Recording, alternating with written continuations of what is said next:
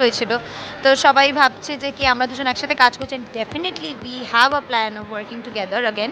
এবারে আমরা দুজনেই চাইছি মেঘা স্টার সাকিব খানের নতুন সিনেমায় যুক্ত হলেন ভারতের অভিনেত্রী মধুমিতা সরকার। হ্যাঁ দর্শক, নতুন আপডেটে জানা গেছে সাকিব খানের মেজর সিনেমায় থাকবে মধুমিতা সরকার। এক সাক্ষাৎকারে মধুমিতা সরকার বলেন, সাকিব খানের নায়িকা হতে পেরে আমি অনেক খুশি এবং অনেক হ্যাপি। আশা করি নতুন সিনেমাটি আগের সিনেমা থেকেও অনেক ভালো পারফরমেন্স করব এবং সিনেমাটিকে আরও সুন্দর করার চেষ্টা করব। তার মুখ থেকে সাকিব খানের প্রশংসা করতেও দেখা যায়। তিনি সাকিব খানকে নিয়ে বলেন, সাকিব খান মেগাস্টার, সুপারস্টার, আরও বড় কিছু করুক, আমি তার সাথে এগিয়ে যেতে চাই।